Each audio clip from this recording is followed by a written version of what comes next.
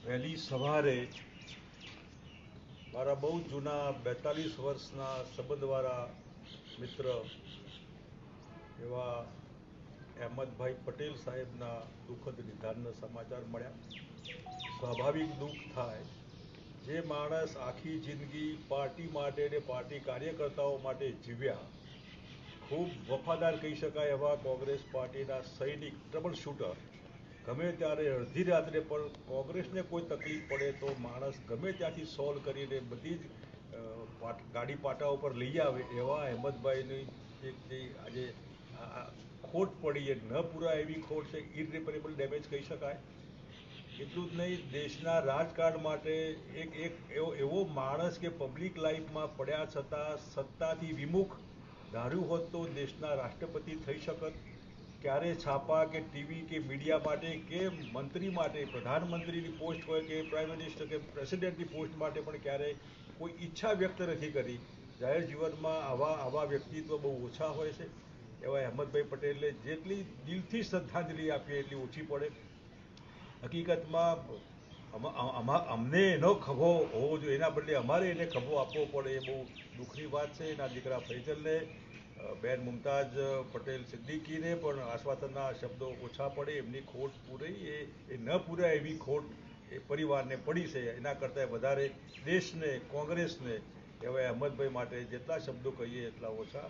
કોઈ પણ કાર્યકર્તા ક્યારેય દુઃખી હોય તો રડતો જાય ને હસતો આવે, ને ક્યારેય કોઈ દવાખાનામાં બીમાર હોય, કોઈને આર્થિક તકલીફ હોય, અચાનક ક્યાંય કોઈ હોય તો એ અહેમદભાઈ કાયમ માટે એના સુખ દુઃખમાં ભાગીદાર બને।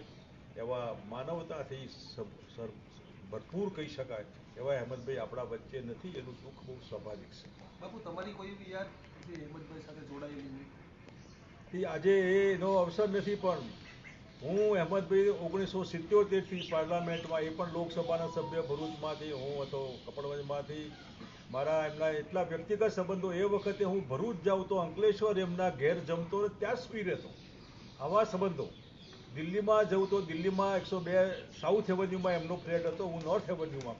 એમના આજના બાળકોને મેં રમાડેલા, આટલા વ્યક્તિગત સંબંધો। પાર્ટી અમારી અલગ હતી તો પણ, અને જ્યારે કોંગ્રેસમાં હતા ત્યારે અમારા માટે સર્વે સર્વા જેને કહેવાય, ક્યાં પણ કોઈ પ્રોબ્લેમ હોય તો અહેમદભાઈ, ક્યાં પણ પ્રોબ્લેમ હતો અહેમદભાઈ, એટલે અહેમદભાઈથી પ્રોબ્લેમના સોલ્યુશન, દરેક દુઃખોની દવા અહેમદભાઈ હતા। કોંગ્રેસ પાર્ટી માટે, કોંગ્રેસ પાર્ટી વર્કર માટે, સોનિયાબેન માટે, રાહુલ ગાંધી માટે, રાજીવ ગાંધી માટે પણ માણસે પોતા પહેલી વખત જ્યારે પાર્લામેન્ટરી સેક્રેટરી બન્યા રાજીવ ગાંધી વખતે, એ વખતે માણસને લાગ્યું કે કંઈ પાવર નામની વસ્તુ છે, પાવરથી વિમુખ રહેવાનું ત્યાંથી એ શીખ્યા। અને ગુજરાત માટે તો કલ્પના બહારનું, કોઈ પણ પાર્ટીની સરકાર હોય પણ એ જ્યારે કહે કે આમ થવું જોઈએ તો ગુજરાતના ભલા માટે, ભરૂચ અંકલેશ્વર માટે ક્યારેય માણસે કોઈ દિવસ ના નથી પાડી।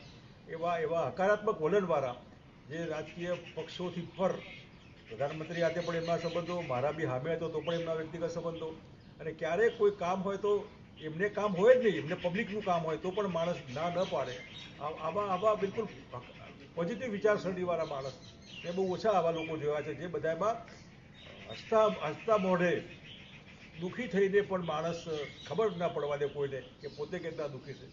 શારીરિક રીતે માણસ આખો દિવસ રાત્રે 1 વાગે સૂતા હોય પણ સવારે 10 જનપદમાંથી ફોન આવે, ભાઈ 8 વાગે મિટિંગ છે તો 8 વાગે પહોંચી જવાનું, તબિયતની ક્યારેય ચિંતા નહીં કરવાની। આવા અહેમદભાઈ એટલે બહુ, અને છતાં લો પ્રોફાઇલ, જાહેર જીવનમાં લો પ્રોફાઇલ રહેવું બહુ કાઠું હોય।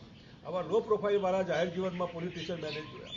બહુ મોટી નેશનલ લેવલે ખોટ છે બધી પાર્ટીઓને, ન ફક્ત કોંગ્રેસ।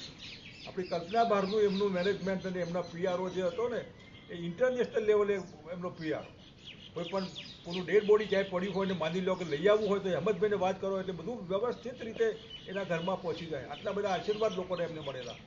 ઠીક છે, કોરોનાનો ભોગ બની ગયા એટલે જે આપણા હાથમાં નથી। હું રોજ ગૌરવ પંડ્યા જે એમના સાથે નજીકમાં હતા એમની સાથે વાતચીત કરતો હતો અને ખબર અંતર પૂછતો હતો। ડૉક્ટર બાલા મદ્રાસમાં બહુ સારા ડૉક્ટર છે ફેફસા માટેના, એ ભલામણ કરેલી કે એને બોલાવો, એની ટીમ પણ આવી ગઈ હતી, પણ અલ્ટિમેટલી બધા ફેલ્યોર થઈ ગયા ઓર્ગન્સમાં, એમાંથી આ બધું થયું। એ વિનો ઇટ કેમ થયું બધું, પણ આ ઇરિપેરેબલ ડેમેજ છે બધા એના માટે, પાર્ટીને નહીં બધા દેશ માટે કહી શકાય। ધન્યવાદ।